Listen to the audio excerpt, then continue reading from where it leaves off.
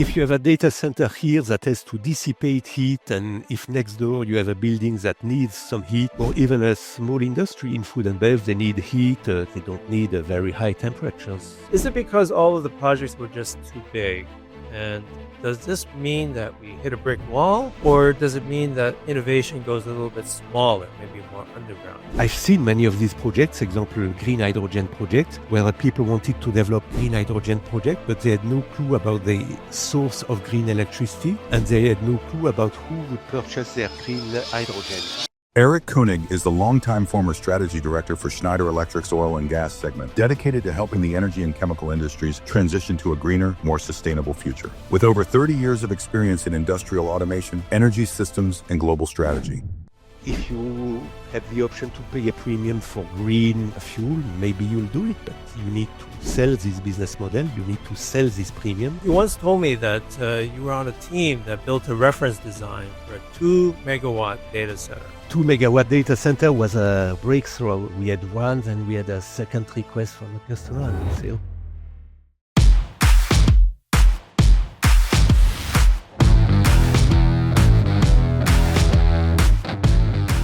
Hello everyone, welcome to Built to Scale.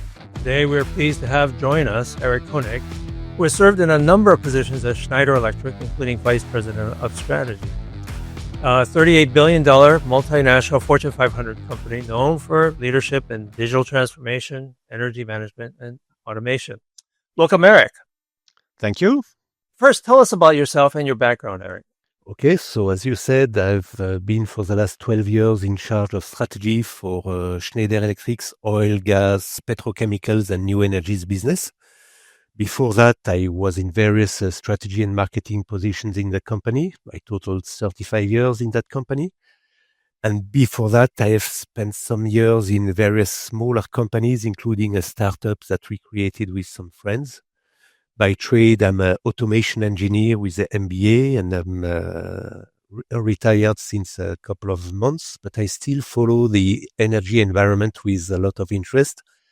And I take some time to reflect on the current evolutions, trying to identify whether they are real black swans, whether we could have foreseen them some time back, or whether they are just the kind of normal swinging effects, things go into one direction quite aggressively, and then you have the swing back effects. It's quite common.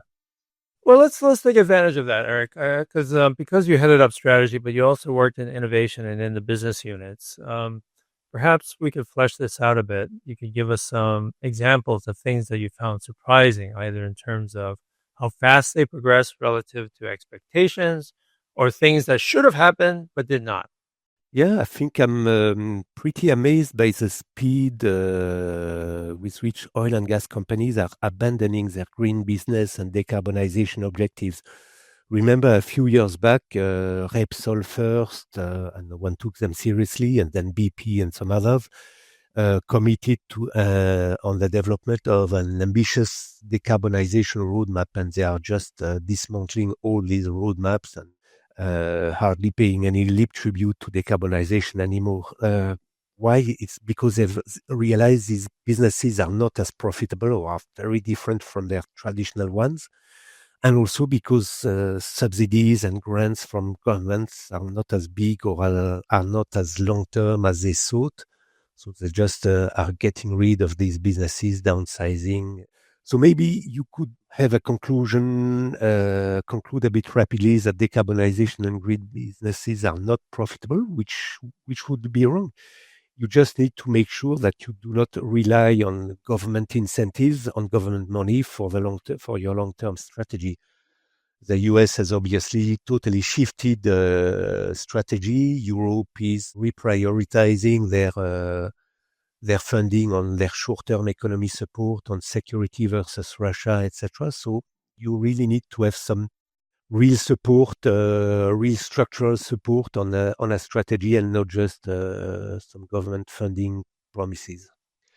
The second thing that surprises me over the longer term is that we, and when I say we, it's we as a society, as a culture, as an economy, we are not ready or not willing to downsize things. We are still in this always more paradigm, and I'm not don't claim we should go back to the trees, but some in the younger generation refuse to play this always more consumption game.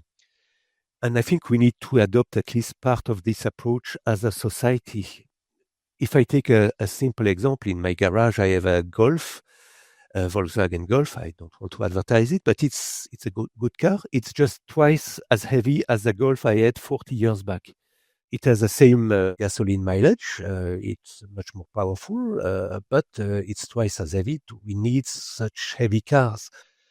We could have cars that weigh 500 kilos and that do 100 miles or more per gallon. It's technically feasible. And I do believe that Western and Japanese car manufacturers have shot themselves in the foot with this race after premium cars, more and more functions, etc. And we see EV cars following exactly the same approach. If you take any Tesla in their catalog, they are all 2 metric tons or more. That's heavy weight. It's more than any large sedan with an IC. So they are looking for, or we as a society, the car manufacturers are trying to push heavier and heavier cars and with lots of functionalities when maybe we need something much lighter. You've said two interesting things. Let's talk a little bit from an innovation angle. So, for example, in the Tesla and the car examples, do you see maybe scarcity, maybe even stimulated by tariffs, giving rise to lighter weight cars, a redesign of products, a rethinking of manufacturing and design, and how we go to market? Sooner or later, you'll have car manufacturers and others who will advertise the less is more, the less is better. If you want to buy a car just to commute in the city, just for 10, 20 kilometers rides because you're too lazy or the weather is not good enough to take your electric bike or electric scooter, maybe you don't need a 2-ton thing with lots and lots of functions. Yeah. Maybe a 500 kilo thing is just enough for you. And maybe you could just plug it on any power outlet instead of obliging your condominium to install heavy charging infrastructure, instead of obliging your office building to install heavy electrical infrastructure. You get a virtuous circle in this kind of thing. So sometimes less is better. Yeah, it's interesting because it's, at least here in the US, maybe more in Western societies, but it's a bit like having your cake and eating it too. We want all the functions and comfort, but we also want range. And as you just pointed out, and Americans know this, that most people don't travel more than 20 miles in a given leg. So that's really interesting. But let me ask you about coming back to the oil and gas companies. Is it because all of the projects were just too big? And does this mean that we hit a brick wall? Or does it mean that innovation goes a little bit smaller, maybe more underground? I mean, what are you seeing? No, I think there has been a huge opportunity effect with lots and lots of people trying to develop projects, trying to grab the government fundings. And like in all these cases, there's a lot of filtering of the not so reliable projects. If you want to develop, I've seen many of these projects, example, green hydrogen project, where people wanted to develop a green hydrogen project, but they had no clue about the source of green electricity, and they had no clue about who would purchase their green hydrogen. If you open a shop or a plant and you don't know who will be your supplier and you don't know who will be your off-taker, you're doomed for failure. So what we see is a number of green hydrogen projects in the Nordic countries where you have abundant hydroelectric power, sometimes nuclear in Finland or Sweden, and where you have some off-takers because they are willing to pay a premium. At the end of the day, green hydrogen for a while still will oblige you to a premium for it. I pay a premium today for fair trade chocolate or coffee. Probably you too. Many people do who can afford. If you have the option to pay a premium for green fuel, maybe you'll do it, but you need to sell this business model. You need to sell this premium, advertise it, etc. You cannot just show a project and chase funding and government grants. It's interesting you mentioned that. Just a quick aside. Our neighbors to the north, I think Enbridge, were basically experimenting with injecting hydrogen into, or even biomethane into their natural gas pipeline. And basically they were doing grassroots campaigning to these residents. Would you like to pay for a premium, as you were just suggesting? And the thing that surprised me is that they were actually finding people, that were willing to do this and segmenting I their have a number of population, right? friends who have teenage kids, and their teenage kids give them a hard time about their CO2 impact. So, yeah, maybe it can buy these people some peace at home with their teenage kids. Yes, we are heating with natural gas, but you see, look at my bill. I pay a 5 or 10% premium. Yes. A new reason to buy. So it's interesting, Eric, that you're comparing upstream and downstream uses of energy. But let's talk a little bit about decarbonization. What do you see are the potential paybacks for decarbonization, either upstream or downstream? Well, first thing, you can decarbonize energy production. There are some renewable power sources that are profitable. Solar is getting really profitable in a number of regions. Just one piece of figure. In Pakistan, in 24, they imported, all of a sudden, because the government lifted the taxes, they imported 22 gigawatt worth of solar panels. 22 Wow. gigawatts. So it almost doubled the power generation of the country, I believe. So most of these installations were lousy installations on houses in remote villages, etc. It's probably very awful in terms of grid stability, but the people in the villages have electricity 10 hours a day. They maybe charge a battery and they have a fridge, etc. It changes their lives. And so it's a short-term investment for people, and they do it because it generates a profit and a payback. Then, in terms of decarbonization, we could also decarbonize oil and gas production. Today, when you fill your car's tank with gasoline or diesel, remember diesel is very common in Europe. In fact, each liter of gasoline will generate 3 kilograms of CO2, plus or minus. The chemists will forgive me the average. Right. So 1 liter gasoline equals 3 kilograms of CO2 produced. But in practice, to produce this 1 liter of gasoline, someone or a number of people, the oil producers, the refiner, etc., have already generated 0.6 kilograms of CO2. So that's a 20% additional CO2 emission that you don't need. You need a liter of gasoline to run your car. You don't need that 20% additional impact to produce and transform that. So this here is an additional potential. And then there's the other often forgotten side of the equation, consumption. There are lots of ways to reduce your consumption when you are on the end user side. And energy efficiency can start with very basic solutions, insulating heating pipes, insulating houses, roofs, windows, etc. Even in France, which has a culture of saving energy, you still have houses with single pane windows. Right. Which is just nonsense. You can add some other non-intrusive, low deployment cost solutions like better regulation, thermostats, light controls in houses or commercial buildings, variable speed drives or advanced process controls in industry. All these things can be installed without stopping your refinery, without stopping your plant, etc., and usually have a very good payback. Well, when the last time you and I spoke, Eric, we touched on electrification, implications for various industries, and there's, as you say, things that you can do upstream and downstream, from the mundane to the more exotic in terms of redesign and everything. But what else would you recommend that the industry pursue? Because I'm thinking about some of the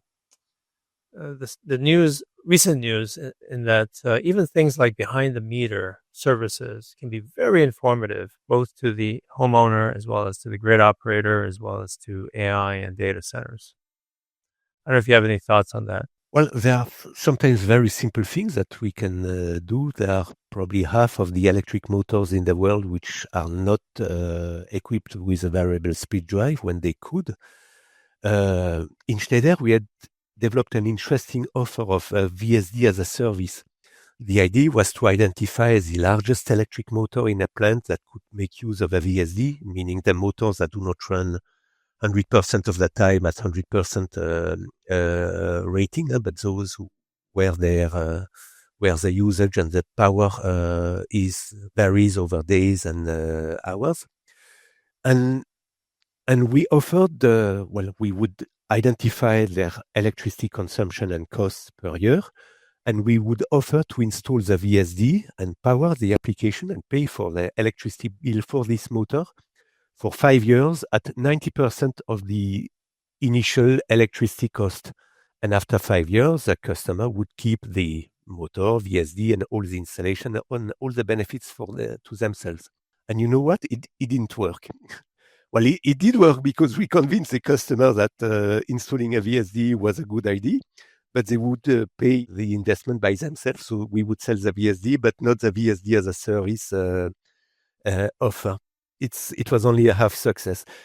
But the same approach could be deployed in various other cases, from residential housing, where European countries try to push citizens to deploy heat pumps instead of fire stoves or gas stoves or fuel stoves. But the upfront investment is quite significant.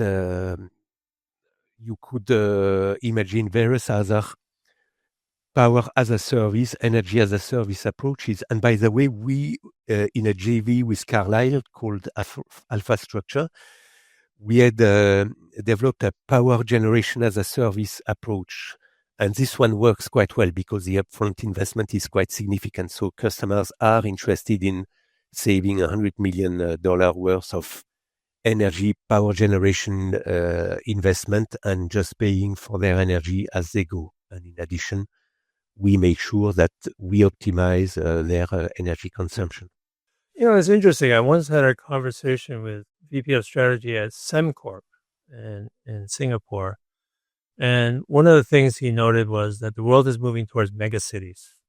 And as we get more sprawling, we actually do need to coordinate at a different level. That he believed that building owners, as we verticalize and we move out, would actually have to compete at the level of services that you're talking about. Can you bundle these things? Do you see that as an opportunity going forward? If you have a data center here that has to dissipate heat, and if next door you have a building that needs some heat, or a swimming pool, municipal swimming pool, or even a small industry in food and bev, they need heat to dry stuff, etc. They don't need very high temperatures. So if you can exchange these heats from one place to the neighbor, it's great. We had also developed some services in Schneider where we would mutualize the offloading capacity. So when you're an electricity user, you can stop using electricity as a courtesy or as a paid service to your utility, because at a given time there's too much demand of electricity and the utility cannot generate enough or should pay for it on the spot market for a very high price. So if you have a big process that can be stopped for a few minutes, 10, 15, 20 minutes, why not? If you have a supermarket with 2 megawatt worth of deep freezers, maybe you can stop all your deep freezers for 5 minutes and nothing will be spoiled because they are well insulated, etc. And if you can monetize this to your utility, it's good money for you, for the utility, so you can share that. So yes, you need to work in a local grid, local microgrid, multi-fluid microgrid approach, electricity, heat, cold, etc. Well, that's interesting. So on two things. One is this is actually a great pivot to data centers, which I want to pick your brain about in a minute. But it also reminds me of a story where I was once at IBM and years ago, and they were experimenting before we called it microgrids, but basically it was a community solar farm and just owned by IBM employees that live near work. And so they invested in the solar field. And one of the people told me that one of the things she appreciated is that when she goes on holiday for 2 weeks, 3 weeks, 4 weeks, she can actually sell her share of the electricity back to the rest of the participants. So I don't know what happened to that, but it just seems like a really, really interesting business model. Maybe in Europe we are more used to this load shedding approach than in the US, where they always had enough resources. I remember inquiring with some old timers at electric utility in France. It was not EDF, it was one of the smaller ones. And they told me that before World War II, of course, they had no smart meters, but when they had too much demand and not enough power generation, there was an alarm ringing in the head office of the company, and everyone would pick up their phone and call the 2 or 3 big customers that they had that they were assigned to, and ask them to reduce their consumption. And some of them even took their bicycle and would ride 5 minutes to the local big consumer. So it was a make-do approach, load shedding, no smart meters, no no networks, no AI, etc. But everyone knew what they had to do, and the customers, probably in exchange of a rebate or whatever, accepted to reduce their consumption because they could afford and keep power running to the hospital, to the main customers, etc. Interesting. And so lots of analogs. But okay, so let's get to the grid and data centers. Now, one of the things I note is that the IEA has been saying that electricity usage by data centers worldwide will more than double to 945 terawatt hours by 2030. I think a lot of people are quoting that number. But interestingly, if you go back in 5-year increments, the IEA says that it was 200 terawatts in 2020, and in 2024 was 415, so a doubling. And then by 2030, more than doubling. So doubling every 4 years. It's almost like a kind of Moore's law for data center energy usage. So where does this end, or does it ever end? Well, Moore's law will hit the laws of physics. You cannot have a junction that's less than an atom wide. And we are getting pretty close to that. And same thing, power generation and power usage by data centers will hit some laws of infrastructure or a prioritization of these power generation uses. There's no tree that grows to the sky. Such a thing doesn't exist. So yes, we see a lot of power consumption increase by data centers, especially for AI. And natural gas producers in the US are super delighted. Same thing for all the nuclear power generation players, from SMEs, small modular reactors, to the old nuclear power plants. You need to understand the consequences on other electricity users. Will governments accept an increase of prices for residential users? Sooner or later, people voting for them may demand some action, some curbing of this approach by the IT players. So, and a swing by a government under voter pressure may be very fast. So, again, we might experience some swing back towards the other way, and maybe the always more is not the best approach. I myself have a sneaking suspicion that all of these goals are admirable, right? We want electrification of manufacturing. We want electric vehicles. We want all the AI that we want. But of course, somebody has to pay, and it all goes to the grid. I had started working on a paper that I would have called There Will Never Be Such a Thing as Cheap Renewable Power. Everyone expects that tomorrow there will be cheap renewable power. But if you have cheap renewable power, you will have people saying, hey, come here with it. I'll use it to produce green hydrogen. Some others will say, hey, I'll power an even bigger AI data center. Some others will say, I'll have bigger and bigger EV cars, etc. So maybe such a thing will never happen. So at the end of the day, you have to be careful about your energy consumption. You asked me about some conversation I've been having with others. One of the CEOs I spoke to of a data center said, yeah, well, if you want fewer data centers, then give up your TikTok videos. So something has to give, right? We have to make these trade-offs. But Eric, you once told me that you were on a team that built a reference design for a 2 megawatt data center. Now you make me sound as an old timer. At that time, a 2 megawatt data center was a breakthrough. So we had one, and we had a second request from the customer, and we say, okay, let's design a reference design for this 2 megawatt data center, and we did some great stuff with a great power usage effectiveness ratio, etc., of probably 1.2 at the time, which is not good today, but at the time it was great. And then we did a 5 megawatt reference design. And then, as a joke almost, one of us said, let's do a 20 megawatt reference design. And we said, okay. And, so we just put 4 of the 5 megawatt reference design together and put some glue on top of that. And today you have multi-gigawatt data center plants, so 100 times more power consumption than what was the case 20 years back, maybe. So how do you power that? Nuclear reactors, SMRs, etc., or maybe there's another approach to this kind of issue, not just the brute force approach as usual.